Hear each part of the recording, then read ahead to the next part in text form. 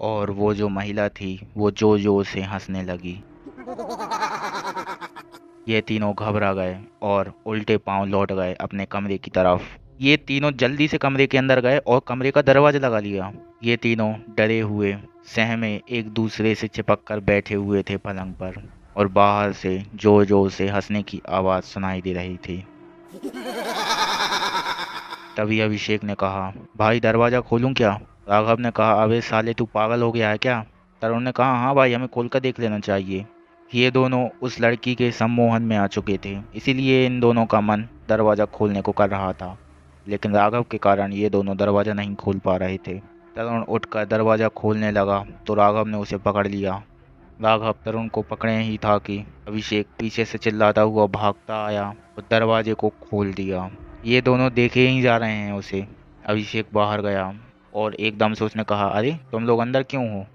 हम लोग तो बाहर थे ना। अभिषेक को कुछ भी याद नहीं था। ये दोनों भी बाहर आ गए। वहाँ पर कोई भी नहीं था। हॉल पूरा खाली था। इन तीनों को मौका मिल गया वहाँ से बाहर जाने का। ये तीनों जा ही रहे थे कि इन्हें टेबल पर एक किताब पड़ी मिली। अचानक से अभिषेक का हाथ उसी किताब पर रख गया।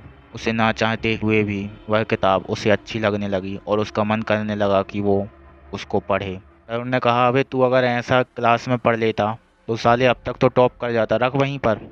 अभिषेक ने किताब को रख दिया और वे तीनों भागते हुए गेट की तरफ गए और गेट खोल दिया, और वे लोग उस बंगले से बाहर निकले और भागने लगे। अभी 6 बज चुके थे, मतलब थोड़ी थोड़ी रोशनी आ चुकी थी। ये तीनों बिना पीछे देखे भागते जा रहे हैं, बिल्कुल तेज रफ्तार में, और ये तीनों अपनी पिकनिक की लोकेशन पर पहुंच ही गए। राघव ने कहा, हाश हम लोग यहाँ पर आ गए। उनके जो टीचर थे उन्होंने इन्हें बहुत डांट लगाई, लेकिन इनको बहाना मिल चुका था बारिश का।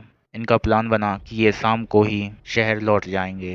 राघव ने कहा, अरे भाई मैं तो रात भर नहीं सोया हूँ, मुझे तो नींद आ रही, मैं तो चला सोने अपने कैंप में। वो अपने कैंप के अंदर जाकर लेट गया। उसने सोचा कि जब तक खाना बन रहा है तब तक मैं लौट ही लूँ। कैंप के अंदर अभी कोई भी नहीं था, सभी लोग खाना बनाने में बिजी थे।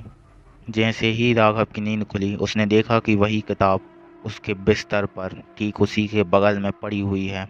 राघव एकदम से चौंक गया। उसने कहा, ये तो वही किताब है जो हमें उस बंगले में मिली थी।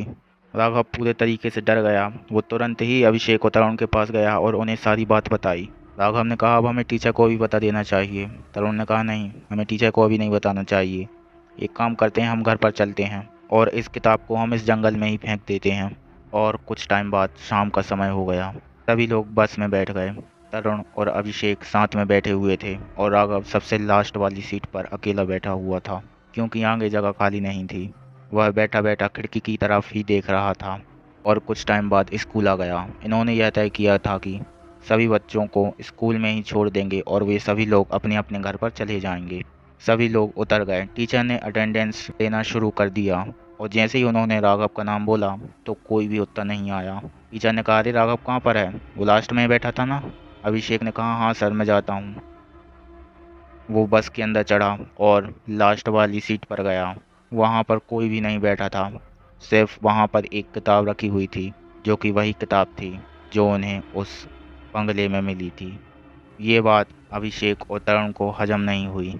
इन्होंने सारी बात टीचर को बताई और टीचर और कुछ स्टाफ गाड़ी में बैठे और जल्दी से उस जंगल में गए। उन्हें वहाँ पर राघव बेहोश डला हुआ मिला था, ठीक उसी बंगले के सामने। ये राघव को लाए और उसे हॉस्पिटल में भर्ती कर दिया गया। कुछ दिनों तक तो वो अकेले में चीखता चिल्लाता रहा और कुछ दिनों बाद उसकी रहस्यमय तरीके से मृत्यु हो गई। और डॉक्टर्स ने इसका कारण बताया कि उसे सांस लेने में दिक्कत हुई थी, जैसे मानो किसी ने उसका गला घोटा हो। गाइस, स्टोरी तो आप सुन लेते हैं लेकिन वीडियो को लाइक नहीं करते, ये बुरी बात है ना।